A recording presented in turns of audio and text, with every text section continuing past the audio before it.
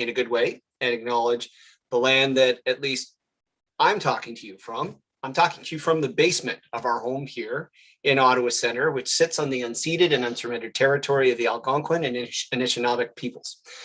I think it's important to acknowledge that every day as we work in this country, in Canada, towards real reconciliation, notably with the week we have had with the revelations that came from the former site of the Kamloops Residential School. So I want to acknowledge where I'm talking to you folks from. I want to thank you for tuning in tonight and perhaps suggest that what we're going to do tonight is sharing information, raising awareness, and organizing in a way that I think is in keeping with lessons that Algonquin peoples have been trying to teach settler folk like me for a very long time. So let's think about that. As sad as this week has been, as challenging as this week has been, let's think about what we're doing tonight as in keeping in a spirit of actual reconciliation. I also want to point out for folks who are tuning in tonight from Ottawa or near Ottawa that our stay-at-home order has lifted and you are able to gather in groups of 5. And as we can see already, we have a vibrant civil society in our city in and around this community, and multi-faith vigil for Indigenous children is actually being held at 7 p.m. tomorrow at the Human Rights Monument. The Human Rights Monument is on Elgin Street, just south of Laurier. So I'm going to be there. I'm going to stay distance. I'm going to wear a mask. I'm going to be making sure that I'm keeping myself and others safe, but I'm going to encourage you to join me if you can, to use your opportunity to get some exercise, to make yourself known as we continue this process of acknowledging the incredible, awful, horrific harms of the residential school system and thinking about how we as a country can do better and what we need to do better. Okay, let's shift a little bit. Again, keeping in the same track of social justice, let's think about why you and I, and we have some fantastic guests here tonight, are having this discussion at all. We have been having a wrenching discussion in the province of Ontario about our schools. And I know many parents were anxious to have schools open this week. We have a 9-year-old and a 12-year-old in this house, and believe me, there is nothing our children would like better than to be back with their teachers, with staff, and with their friends.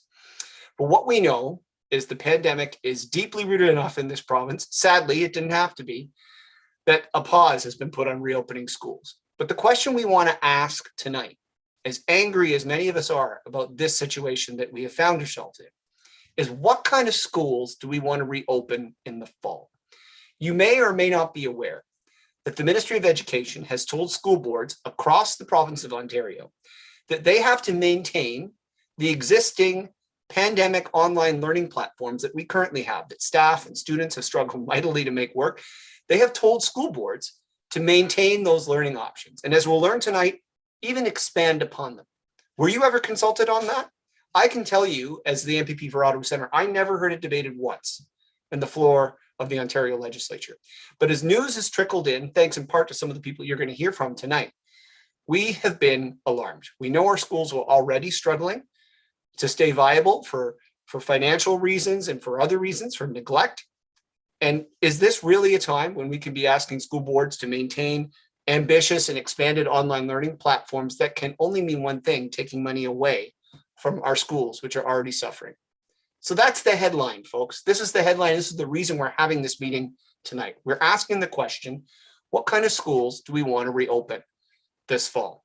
And we are lucky. You came to the right place, okay? Because we have 3 fantastic experts to help stimulate our thinking on this. And then after we talk to our friends who are subject matter experts in public education and people with experience in community organizing around these issues, we're going to hear from advocates here in the city of Ottawa about what they're planning to do to raise the alarm bells on the Ford government's decision to, without any consultation, massively expand the online learning programs and ask school boards to do it with no additional funding. We're going to have that discussion. And then after that, we're going to screen a film that has been recommended to you and I to watch. I watched it myself last night. It's called A Backpack Full of Cash. So we're going to talk about the film. We're going to talk a little bit about what we've heard around the expansion of online learning, but I'm going to take this opportunity right now to welcome one of Canada's experts on public education policy, Erika Shaker. Erika Shaker is the director of the Canadian Centre for Policy Alternatives. She's a resident right here in Ottawa Centre. And Erika, I'm just wondering if you could help us begin. I mean, I just gave the headline there, but I'm wondering if you could help viewers understand what we are learning about the government of Ontario's plans to expand online education. And if you could put it in a bit of a, because I know you pay attention to the national context here and what's going on in other provinces, if you could just help listeners understand what we know and how this fits within a trend and what people should be mindful of. Erika, over to you. And thank you for joining us. Well, thanks, Joel. Yeah, first of all, we need to recognize two things. What we're seeing in education right now isn't accidental, and it's certainly not new or innovative, regardless of the fact that it's often referred to that way. So as a direct result of fiscal and structural changes that really took off in the mid-90s, inequality began to climb. More people, and we see this now, we've really seen it in the context of COVID, more people are trapped in precarious work without benefits or job security, no sense of whether they'll be working in the same job a year from now. And again, this was before COVID, right? And we've had even more massive disruption as a result of the pandemic. So in addition to the financial implications of precarity and that kind of a workforce, there's other evidence of how insecurity and precarity changes how we socialize, how communities, and families, and personal relationships work, or if they work at all. So we're actually really talking about social regression at a very basic level. That's the sort of deliberate context, because it's really a vicious cycle.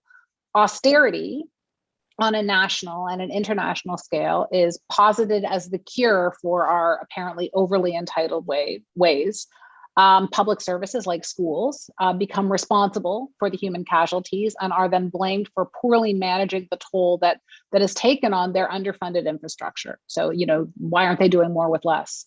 And then more austerity, often masquerading as accountability, is touted as the solution to ensure our schools are running efficiently and doing more with less and hustling, to provide that little extra to attract prospective clients, to increase market share, and then churning out future workers who conflate citizen with taxpayer and critical thinking with earning a living. So that's the lack of accidental context. Okay. And then the fact that this really isn't new. What we're seeing now isn't new. So back in the 90s in Ontario, for those of you who are old enough to remember, and I am one of them, Joel, I know you were too, John Snoblin, who was then the education minister, famously announced that parents were customers, students were clients, and teachers were frontline service providers. Was a bit shocking at the time, but this relentless insistence that the goals of public education be matched to the needs of the marketplace has slowly but surely had an impact on how we think of education and certainly how we talk about it. And of course, the 90s saw significant cuts to education in Ontario, although not just in Ontario. And Medeana can certainly talk about how Alberta has sort of led the charge on this. To fund a tax cut, Mike Harris oversaw more than $2 billion pulled out of public education in the province through a deeply flawed funding formula. It's important to note that the subsequent government made some tweaks, and they were positive, but they didn't change the formula itself. And in fact, the funding formula, which is instrumental in underfunding public education in Ontario, has gone unreviewed for almost 19 years, to be exact. 19 years, yeah, without reviewing the funding formula that is at the heart of why education is underfunded. And with education, the kids in those classrooms, the staff in those halls, and the outreach that needs to take place. And of course, we also see the toll that's taken on the infrastructure as well. And then meanwhile, education is positioned as key to our global competitiveness. And we hear this a lot in the sort of relentless focus on the economic returns of education. People have access to education, they're healthier, and then eventually they're wealthier. So we should fund education properly because it pays off. And yes, I mean, that's a rationale that works, and it's true, it's there, it's part of the context. But I'm concerned because I think it sort of also naturalizes that set of norms where, grades are currency and teachers are service providers. Education is the same thing as evaluation, and the customer is always right. We talk about this a lot, right? Customers, clients. Mm-hmm. So there's a lot of money that can be made off schools, right? Most directly by just cutting public funding and putting it elsewhere, and then capitalizing on the physical infrastructure through public-private partnerships, P3s. And then there's also the opportunity to commercialize the content that's being taught.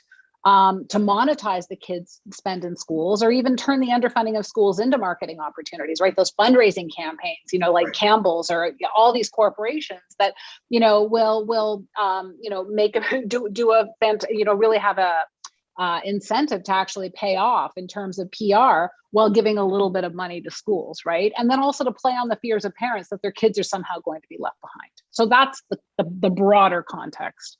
But in the is it fair to say, Erika, and I'm trying to be charitable here to all parties who govern this province, Ontario, after decades, we've had the same funding formula you mentioned for 19 years. On a per capita basis, where do we rank to the other provinces in funding education? Not so good. Not so good. I mean, and this is even before COVID, but Ontario really was underfunding its students and its schools significantly. And we are a big province, right? There are, just the bigger the province, the larger the population, the greater the range of needs that actually need to be addressed. And we are not. We are systematically failing, right? We're failing on that ground, right? We're failing those schools. We're failing the system. We're failing the kids. But this is, the thing too is, we're talking about Ontario, but this is a cross-partisan, multi-provincial privatization template. In Nova Scotia, Quebec, Manitoba, we're looking at a direct attack on school boards, replacing them with, regional centers, swapping out democratically elected trustees and replacing them with volunteers who can then, if they have the time to actually be involved, because of course people do want to be involved, but let's be honest, it's a privilege to be able to volunteer. And then they can provide advice that may or may not be heeded by elected representatives. It's inevitably about less money, larger classes, fewer resources under the umbrella of efficiency, or tying outcomes to funding, or just simply narrowing the definition of what education is required to provide publicly, and then what you can fundraise for privately too, right? The sort of, splitting up the essentials from the extras. And, Medeana will talk about this too, but it's in that careful reframing of public education as publicly funded education, or public funding for education. And this, of course, sets up the whole charter school and voucher conversation. We can already see the thin edge of the wedge here in Ontario with grants for parents, which saw almost $1 billion worth of public funding that could be, but isn't, directed to public schools going to parents. British Columbia, Alberta, Saskatchewan, Manitoba, Quebec, Nova Scotia already provide public funding for kids going to public schools. So you're literally subsidizing the private system. And of course, standardized testing, which is a continual proxy as a, prioritized as a proxy for transparency and accountability and progress. And let's be clear, test scores are a very, very accurate way of measuring who we as a society have failed and where we need to do much better. But that's not how they're used. They're weaponized as evidence that schools and educators haven't solved poverty. Just look at which students' test scores tend to be lowest, and that we need to teach to the test. And then, of course, this is inevitably followed by calls for a back to basics approach, which is, code for just even less emphasis on social justice education, and you mentioned this earlier, and learning about our shameful legacy, living legacy when it comes to residential schools, up-to-date health and physical education curriculum that includes modern and relevant and justice-based sex education, or even just the general recognition that kids are not standard and have different learning styles and a whole range of needs and requirements, which are just not at all met by an underfunded, under-resourced, standardized approach to learning. We also hear, yeah. So and then there's the language of choice. Parents should be able to choose the education their child receives, as if we're talking about a buffet. But it's a buffet. It's choice after the options have been so winnowed down that we're kind of looking like it's like looking at a salad bar at the end of the lunch rush, and then the issue isn't about choice. It's about those who have none, and then those who will pay to leave or can't afford to stay because they can, augment the lettuce and shredded cheese by just ordering extra off the menu. But that's a privilege. Yeah. So we're gonna. This is a wonderful context that you set for us, Erika. We're gonna shift into thinking about what's happened under COVID now, with the expansion of online learning, what that's meant for staff and what that's meant for kids. But if I'm to take a synopsis of what we've heard so far, the system's been underfunded for a long time. We can't blame any one government. It's been underfunded for a long time. A funding formula which is outdated is shortchanging our schools. We're living in a moment when we need dramatic increases in funding just to deal with a 15 or $16 billion infrastructure deficit that I understand exists in Ontario, among other things, right? We haven't even talked about students with special needs or exceptionalities and what we can do to help those folks, right? So if I'm understanding the context here, we have a problem with committing enough funds to our public education system, and we're in a moment that we've caused ourselves. So with that, I want to transition to Beyhan. Beyhan Farhadi is with us, and thank you so much, Beyhan, for being with us. So you are an expert at looking at the impact of online learning, and in particular, what we've seen in COVID. So I know our office has been contacted by many parents, many staff who have talked to us at length about how frustrated they are with these learning environments. But as we have heard this news, that the government of Ontario wants school boards to continue offering the existing online learning platforms and in fact expand them. Could you talk to us a little bit about, first of all, let's just begin with what the government has proposed, because I did my best to summarize it, but probably not good enough. Could you help listeners, people watching this, understand what the Ministry of Education is asking school boards to do this September? I'll do my best, and it does require some caveats, because I started formally researching online learning. But I need to be clear, like when I use the term online learning, I'm not referring to the ways that teachers have successfully integrated technology into the classroom. I'm talking about the creation at the beginning of this. It was a creation of single credit, fully online courses for, in this case, it was specifically targeted toward remote and rural communities who often didn't have access to as many in-person resources. But in the cities where I was sort of looking at in Toronto, I started looking at this in 2016 because I was actually a teacher in one of in the hubs that was piloting this program. And it was at the time in 2016, like taken by self-selected students. They were, depending on where you were, the range was between 5 and 10%. And they were intended to provide a greater range of course options. And it was, again, not really encouraged because it requires more resources, more self-discipline than you would need in person. And this culture was very different from the United States, because in the United States at the time, there was already mass delivery of online learning, largely by private educational management organizations like K-12 Incorporated, right, or Pearson International. So that was, my work had focused on, this was kind of like pre-pandemic times. It was, I was focused on the Toronto District School Board at the time, and the results of my research show that because they were self-selected and it was kind of like a niche program, it was largely traditionally successful students, and they were concentrated in more affluent, whiter communities, right? And this was consistent with findings in other jurisdictions. And in addition, I found that it was overrepresentation of students with the gifted designation. And so we understood that this sort of access to online learning that we imagined or was sold to us was only sold to a kind of normative idea of a student.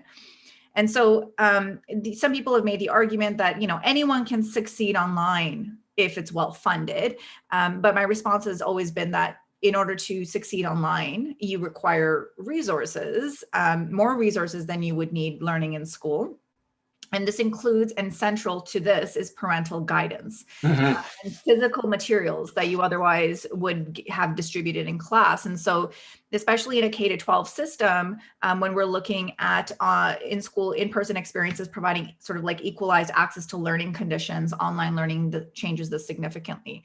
And in the United States, it was like year after year, there was a sort of reports on the failure of full-time virtual schools that sort of resulted out of this mass delivery model. So that was pre-pandemic. And then right in between, like before the pandemic hit, there was an announcement in March 2019 that folks might be familiar with, where there was the announcement of sort of mandating at the time it was 4 credits of online learning. And it blew everyone's mind, right? Because like there was no mandatory online learning anywhere in Canada, and where it took place in the United States, it was not successful.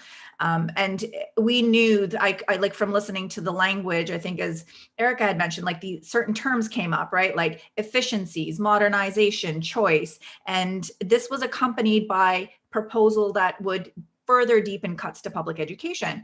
And so this idea of like technology being the silver bullet to complicated social problems that were reflected in schools was really what was at the core of this. And this was a red flag, because I've seen online learning being weaponized and used throughout North America to cut costs to public education.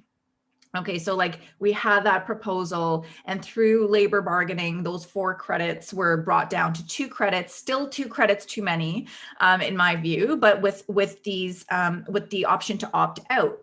Now we know opting out is less accessible than opting in. We know that, especially for families unfamiliar with the schooling system. So this is by design, right? So this whole thing was created to increase the demand of online learning. And then we have the pandemic, and so what's turned into a conversation about asynchronous, that means not live, students take it as a single credit on their own, completely shifted. We have pandemic education. Students in March 2020, we get school closures, everyone's pushed into live instruction, where we're imitating the school day. Right. So that was very different. And then in September of 2020, parents had the choice of either taking a fully online virtual school. In most districts, many districts, this was a fully funded virtual school. And so this model of instruction is what we associate with online learning right now. Right. And this is what is being mandated for September. And there's, as you said, no additional funding attached to this. So what was once like this niche online learning program accessed by traditionally successful students is going to be mass delivered as not one, but now 2 models of online learning after the pandemic. And the second one is full-time remote instruction. And for public education, that means less resources for your child. It means, and that includes, and central to this is the time, energy, and attention of your teacher, and the intrusion of cameras and surveillance into their lives. Because the province has basically told the boards, you have to provide full-time online learning. There will be no additional funding. And we know that these administrative costs for fully funded sort of virtual schools are quite high. And successful online learning for people who choose it are accompanied by fully dedicated online teachers. But because there isn't any funding provided, some school boards are telling teachers, we can't afford to provide this option.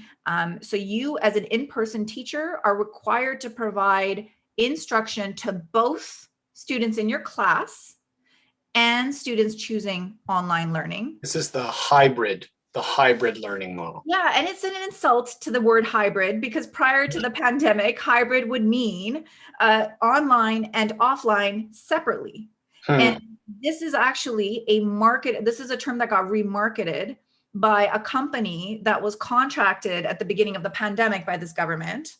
Right. And so there is this connection between this kind of like marketing of this term hybrid makes it sound almost normal, but it's not normal at all, because never has hybrid, with the exception of like specialized graduate programs in like San Francisco, it's never been even taken up in post-secondary.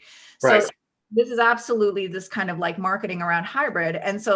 And then I don't need to sort of tell anybody what the challenges, ethical challenges of the use of cameras in the classroom, surveillance and intrusion into the privacy of students. But I think also important to this conversation is the way that this legislation that's being proposed puts control of online learning in the hands of TV Ontario.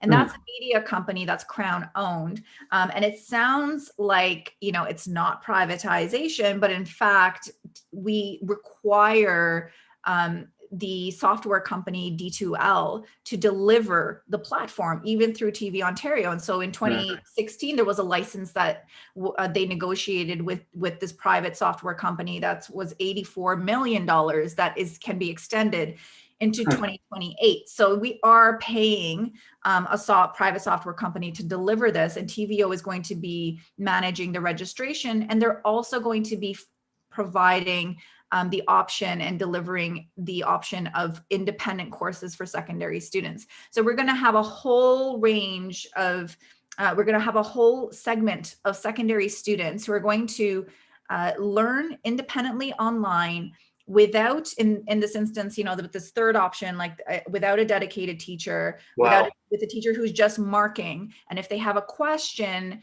they, send it to this kind of like administrator, this academic officer who's separate from their teacher. And so really what's happening is you have students learning through, checking a box, really.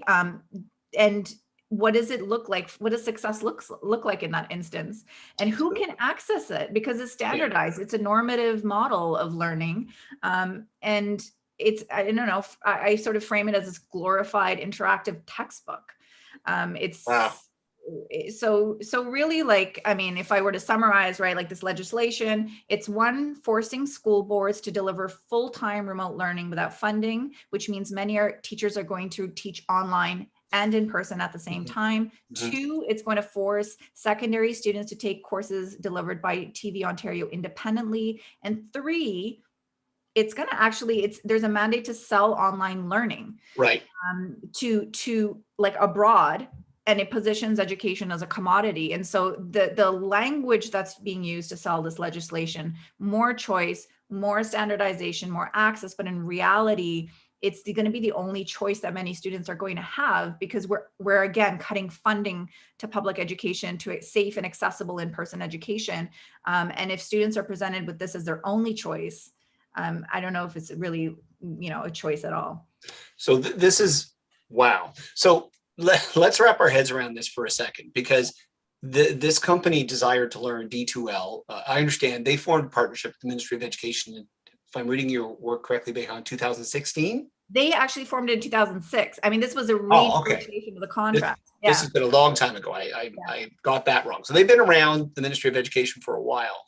But what we're being primed for, it would seem, is an option where some students who I guess have access to the technology, who are motivated and supported at home, can, as to use Erika's buffet metaphor, they can sit at home and take their courses from the TVO program. But as I understand it, they're not supported by an educator. They're not supported by a trained educator in Ontario. They're supported by a marker grader who works for TVO at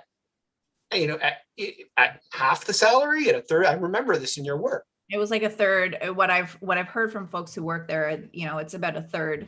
Because so this is just flat out union busting. Oh, 100%. And I mean, I think at the end of the day, I hear you saying very clearly, the issue is not remote learning itself. The issue is how this government is stampeding this along. I mean, you used in your work the phrase Naomi Klein has made famous, disaster capitalism, that this is a moment when so many of us, certainly in this home, I can tell you, are just struggling to, keep one foot in front of the other, make sure people are fed and doing okay and mental health is okay. And, we are scrambling. We have been scrambling for over a year. And it would seem to me that this, for some, is an opportune moment to push. Is this the most ambitious expansion of remote learning you've seen in your work? What's being proposed here in Ontario? I've never seen anything like this. And it is, and to be fair, there's so many pieces that are moving in North America right now. It is really hard to determine if this is the worst, but what I can say was what was happening in 2019 before the pandemic was pretty bad.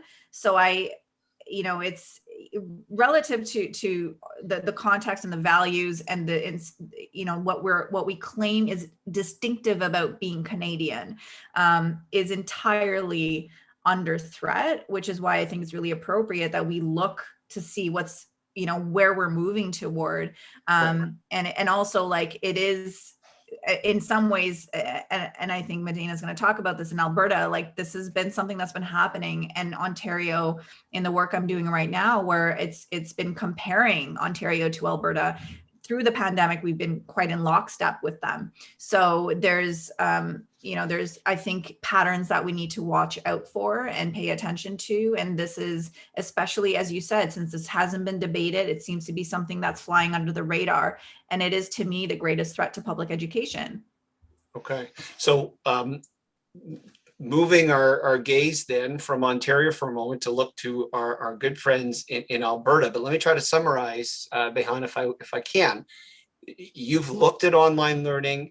There were huge battles, public battles, labor relations battles over the suggestion of 4 mandatory online courses for high school students. That was pushed back to 2. Now we are talking in September with no consultation, a full slate of remote offerings. Anyway, wow. So Medeana, Moussa, you are with us. Thank you, Beyhan, so much. Thank you, Beyhan, so much. You're with us, coming to us from Calgary, great city of Calgary. You're part of an organization called Save Our Students. The province of Alberta has been undergoing even more experimentation with various delivery models for public education. I'm wondering if you could help our viewers who are not familiar with what's been happening in Alberta understand, at least from where you're sitting, what does the Alberta context tell Ontario? If we're being told right now by the Ministry of Education that school boards are being required to maintain these expanded online learning platforms for the fall, that we're going to have an element of this that we're going to sell on the global marketplace, that we're going to have private companies involved in delivering all of this programming. How does this sound in Ontario? How does it compare to what you folks have been dealing with in Alberta? And most of all, Medeana, thank you so much for joining us tonight. Well, thank you so much for inviting me to speak on behalf of SOS Alberta. And well, what it sounds a lot like, Joel, is that privatization of education has arrived. It's not looming, it is actually here. And we talk about these little different pieces, how they're just a glimpse of privatization. But when you add them up, it is privatization. So what it sounds as though the Ford government's doing right now is it's laying the groundwork. It's ensuring that there is a foundation to disrupt education, right? So you've got this an ecosystem. That's what Alberta also had. That's what public education is, actually, and public healthcare. It's an ecosystem that works seamlessly together. And then there's a disruptor that comes. In Alberta, it's charter schools. For Manitoba, it's eliminating an entire section of government, of board trustees, and laying the foundation to build charter schools. And in Ontario, it sounds like they're going to have a parallel option. So that's going to disrupt the ecosystem. And that has been able to work quite well, quite healthy, even if undermined and underfunded and not as robust as it should be and as it could be. But Alberta had this happen in 1994 under the Klein government. That's when private education really hit Alberta. And it is when people get to see this film, Backpack Full of Cash, it happened right at the same time in the 90s in the US as it did here. And this is about the US reform education movement. It's happening in the UK as well. But really what's happened in Alberta is parallel with what's happened in the US. The difference is that Alberta didn't really need to have it happen because the reform movement very much is grounded in the religious right, wanting an opportunity to proliferate religious schools with the use of public funds. In Alberta, you don't need that because religious schools are already part of the public system. So, but with the introduction of charter schools, that's allowed for choice to proliferate. And it was sold to Albertans as an opportunity to build innovation. And there was only 15 schools that were going to be allowed to operate. And but the innovation never happened. The idea was that there was going to be a feedback loop to public schools, and there was going to be almost like an incubator idea, right? So all of these really commercialized business terms, which, you know, in a perfect world, that would have been great, but the feedback loop was never even built. So I don't know if that was really ever the intention. But nonetheless, fast forward to now. So September of 2020, the Education Act has been incorporated, something called Choice in Education by the Kenney government, the UCP current government. This has sort of been on their agenda since the election. And what it does with charter schools, it eliminates the school boards from allowing, from having to dictate what the next charter is. So currently, or previously rather, school boards had that autonomy. Now the Minister of Education does, and they've removed the cap. So Alberta is fully open for business for charter schools. And I should talk a little bit about what that is. So the funding model in Alberta is a voucher system, and this film does talk about that. So money follows the student, and that is the foundation that Klein put in place to break the universality of the system.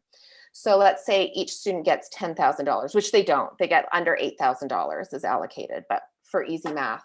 So 70% of per student funding, so $7,000 will follow each and every student to a private accredited school in Alberta. That's the highest funding that private schools get in all of Canada. Charter schools are 100% publicly funded, but they are privately run, and they get 100% of that per student funding. And so it has broken the universality of the system. It has put public schools and charter schools in competition with one another. And it is, you know, we've got finite number of students, finite number of dollars, and we are fighting to stay afloat, so to speak. There are the one limitation that is still remains is real estate. So it's hard for charter schools to find schools. But as the government undermines the system and chokes off oxygen to public schools, those schools lose students. They go to charter schools, they go to private schools, and there's this slow erosion of the system. And then those public schools close. And what happens is charter schools come in and they lease them from the boards for $1. Wow. And then the system keeps building. The private system keeps building. $1. Yeah.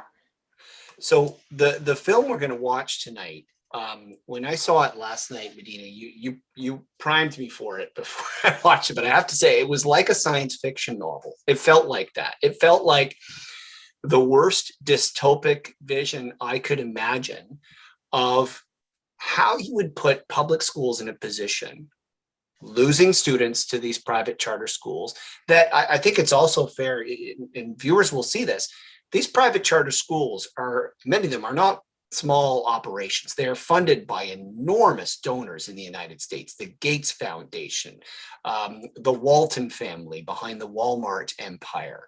And as you said, I mean, it's in many senses, it's the mobilization of the religious right in the United States. But these are big companies. And one of the moments, and I won't scoop the film on everybody, but that really disturbed me, that I think is a bit of a link to what we're living in right now, is this unbelievable vignette with this student who's enrolled in a cyber charter school and is sitting in her home and clicking on various buttons to demonstrate that she's done her physical education work. And she has to click on a certain amount of buttons to demonstrate that she's done a couple of sit-ups or done a big stretch.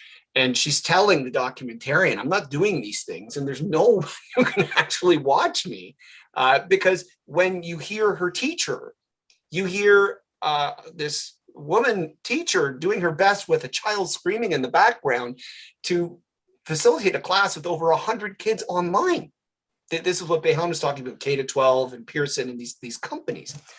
So it just seems to me, as you say, the rhetoric of choice, which I predict we're going to be hearing a lot about very soon in Ontario, if we haven't already, encouraging choice and where your kids go to school. In Alberta, has this really been about choice, Or has this been about taking away options because most people need a fully funded public school to accommodate their needs? What's been the reality in Alberta? Well, the reality is that choice is an illusion. What you're really choosing, you end up choosing between science and art, right? So, but it has actually been the biggest selling feature of charters and privatization. Choice, when you hear choice, when you hear your Minister of Education talk about choice, that is a red flag. And choice has become part of the Alberta lexicon, whether you're talking about cars or schools. This concept of choice, it's used to elevate individualism over our collective obligation, particularly when it comes to public schools and about talking about the common good. So really, choice is absolutely at the core of the charter school movement and the privatization movement. So people need to pay attention to the language that's used. And I think they do point it out in the film, you know, with words like autonomous, back to basics, competition, right? So the idea that funding, that education is tied to these outcomes and that there should be winners and losers in education is just so insulting, right? There should be abundance of for each student so that everybody wins and reaches their potential. And then of course, here in Alberta, something that was interesting is switching out the word public for government. So, Interesting. yeah, so the government of Alberta passed this, that they don't want school boards to use the word public anymore. So they're changing the language. And this is, you know, it's quite underhanded, it's undermined, it's not talked about in a really outward way. You know, these governments didn't come to power saying we're going to privatize public education, but yet when they get elected, they're removing the word public, right? And I think Beyhan referenced this, that this is a shift in our system and maybe things that we would consider to be Canadian, right? It's very much the Americanization of our system. So what we're trying to do is to fight to recognize that public education is a public good, that public funds need to stay in public schools. And it's hard when it's the people who are supposed to be upholding those institutions are the government. And those are the very same people who want to dismantle it. So there's this power that has been given to a group of people who are there that we've entrusted with our resources, with our institutions. And there's an intent to destroy them. Wow. Well, Medeana, from the bottom of our heart here in Ontario, thank you so much for the work you do, the work all the folks in SOS Alberta do, and for telling us, you know, what we're going through and how it relates to what you folks are fighting, the good fight out there for public education in Alberta. Thank you so much, Medeana, for being with us. Thank you. All right, so I understand that we have with us some of our friends who are local advocates from education unions here in the city of Ottawa with us in our Zoom call. And I think it's important that we hear a bit from what they're seeing, because, you know, presumably a lot of work was put into negotiations with the current government of Ontario about the scope of online learning. And I can only imagine they have concerns given what the government has proposed school boards to do without any additional funding for the fall. So my understanding is Stephen Scudion is with us here on the call. Stephen, can you hear me? Might just take a moment here for Stephen to be patched in. Oh, there he is. Hello. Hi, Stephen. How are you? Can you hear me? All right. I have to admit, from a bias standpoint right off the top, Stephen, I love the Youth Action Now t-shirt. We're big fans of Paul Dewar, of course, you know, in his memory here in this riding. It was a great organization that Paul and many others set up. So, Stephen, I'm wondering if you could help viewers understand from the standpoint of staff. So you are on the executive of the Elementary Teachers Federation here in Ottawa, in the Ottawa region, Ottawa Carleton. And I'm sure you must have been seeing, you know, the slow drip, and now it would seem fast running river speed of this proposed expansion of the remote learning we're doing now into the fall. So, and you've heard, I'm sure, what our friends have already been talking about here. What's on your mind? What do you want viewers to know from your perspective, from the union's perspective? Well, pandemic aside, I think we've been seeing this drift into privatization. It's not just the pandemic. We know that there are resources being withdrawn that used to be there. We know that there was access to teacher librarians and music teachers and the arts in general. Those things have slipped away over the last number of years. So that's a real concern. And it's been talked about by the unions and by the residents of communities across Canada and the United States. So I think the pandemic has just highlighted that, amplified some of the concerns that we already knew about. And so now there's that whole piece around technology.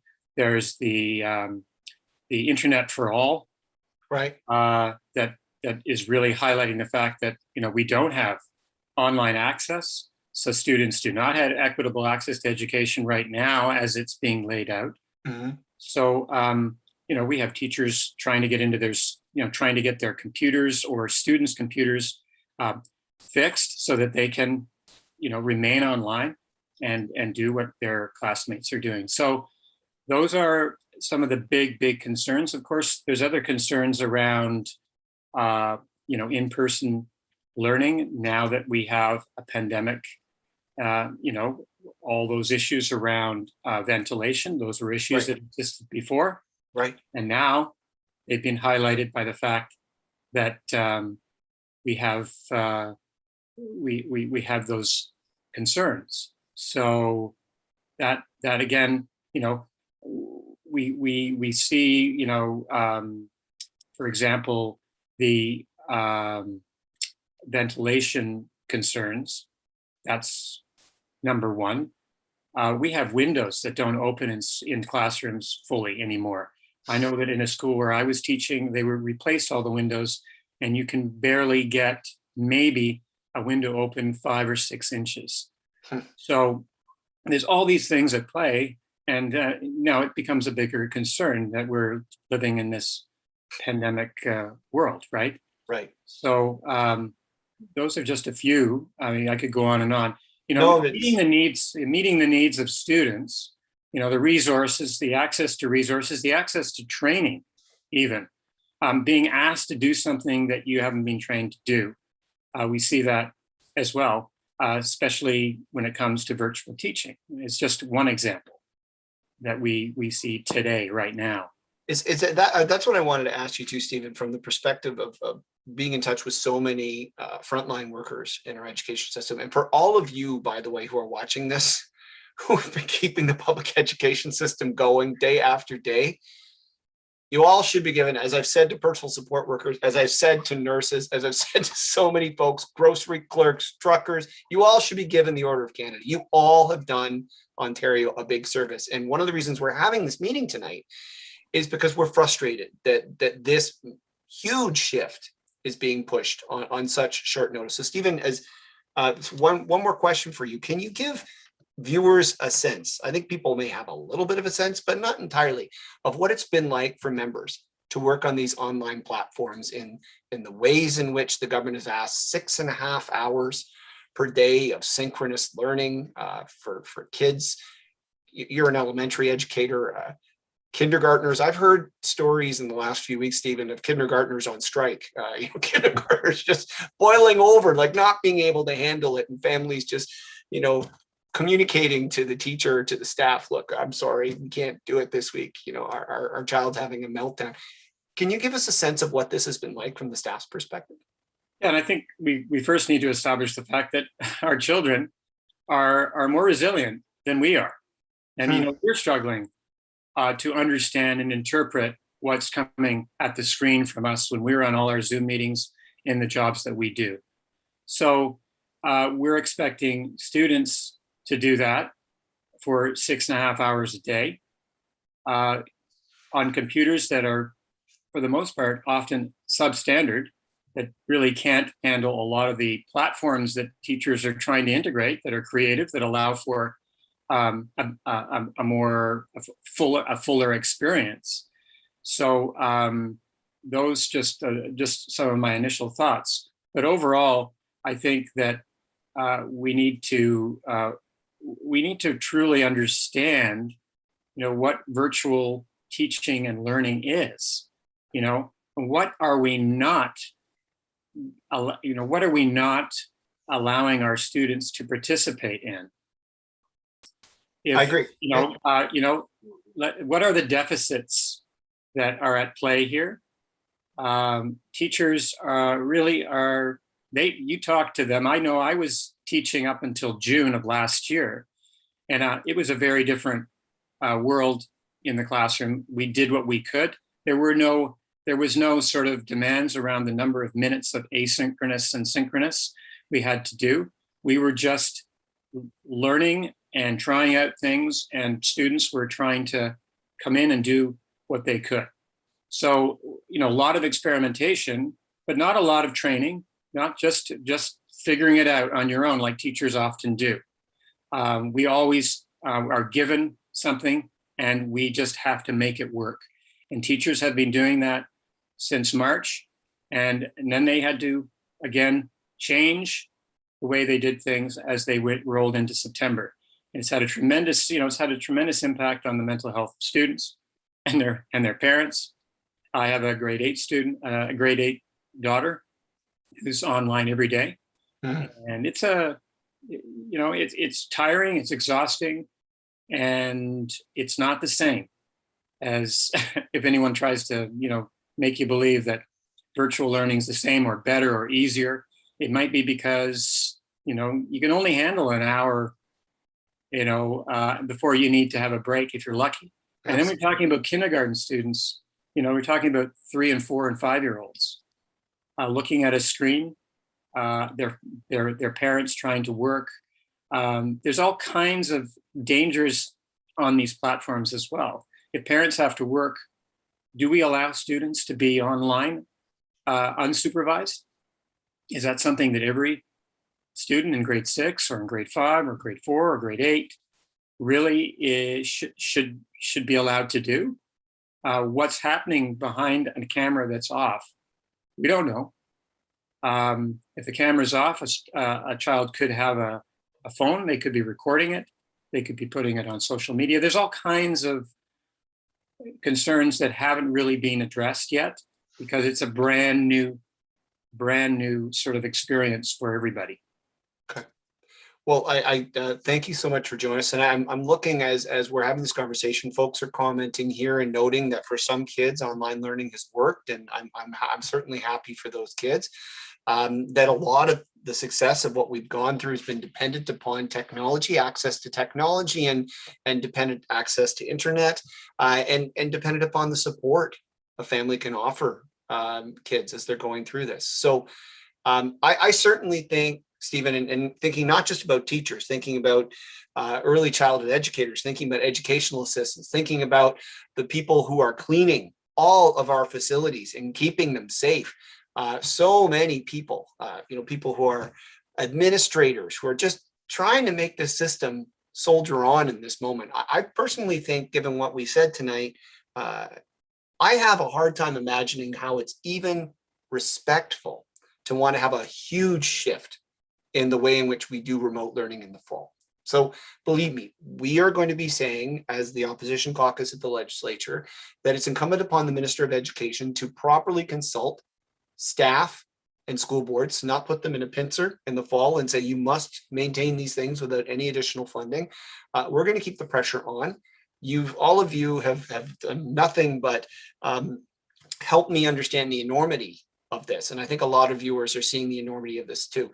I also want to do a shout out and a thanks to all the parents and to all the people who've been helping these at-home learning environments soldier on. And I know many of you were grieving the fact today that we couldn't go back to school. And I hear you, I feel that, certainly feel that in this house.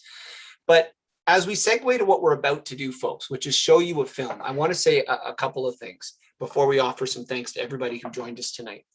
I want you to imagine this film as not, this is often what we do with our friends in the United States. We think of them as just, oh my goodness, things are just so off kilter down there. And I heard this a lot when President Trump was responsible for running the United States. I would hear that a lot. But I want you to think seriously about the fact that advocates, education reform advocates in the United States never had an opportunity to extend remote learning across an entire school board the way people are pushing for now. I've watched this film. I've seen it talk about how cyber charter schools have sprung up in dribs and drabs, how the charter school movement has taken off, how it's impacted public education. But as you'll watch this movie, and maybe with a certain amount of Canadian hubris say, oh my goodness, that'll never happen here. I want you to think about what we're living in. We're living in this moment where we've done this mass experiment, a mass experiment through the pandemic to try to help keep public education alive. And the government of the day right now is proposing we keep that mode of education going. Okay? Keep that in mind. And think about what you're about to see as a cautionary tale.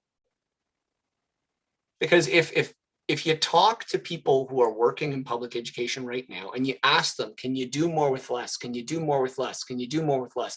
That's what they've been asked for years. And if as much as 10 or 15 or 20% of students opt for fully remote online learning and all of those dollars follow those students out of our schools and into other modes, we are effectively asking the public school system to do without 10 to 20% of their funding. It will mean schools will close in the province of Ontario, as has happened in the United States. And if you listen to Medeana, perhaps promptly reopen with a least cost of $1 to line the pockets of some private, initiative that is functioning with public support. I want you to think about that, whether that's in step with our Canadian values that we espouse, whether that's good for our kids. I frankly like to think that all of our kids go into school together, all ethnic backgrounds, all socioeconomic strata, all of us in a neighborhood going to school together is a wonderful paradigm to uphold for my grandmothers and grandfathers. That does wonders to break down misunderstandings, to help people figure out how to have more resilience in coping through all kinds of different aspects of their lives. If we sacrifice that and we start to break it down and compartmentalize it, what are we losing? What are we losing? So I want to say to everybody who joined us tonight, Beyhan, Medeana, thank you so much for joining us. Thank you for the work you do for public education. Stephen, Erika, thank you so much for joining us too. We're about to screen, thanks to the extremely talented Samia Raeda from our office, who has put this whole event together tonight. Thank you so much, Samia. Backpack full of cash. But what we're also going to do, I think Samia would now be the time we will put the link in the chat for people to look at, or a link somewhere where they could use. You can use the same Vimeo link that we've acquired through the MPP office tonight to watch this film on your own time. The license that we've rented is live for the next 72 hours. So we can watch this film together, or you can watch this on your own in the next 72 hours from now. And what we want you to consider is screening this film in your community, for your parent council, for your school.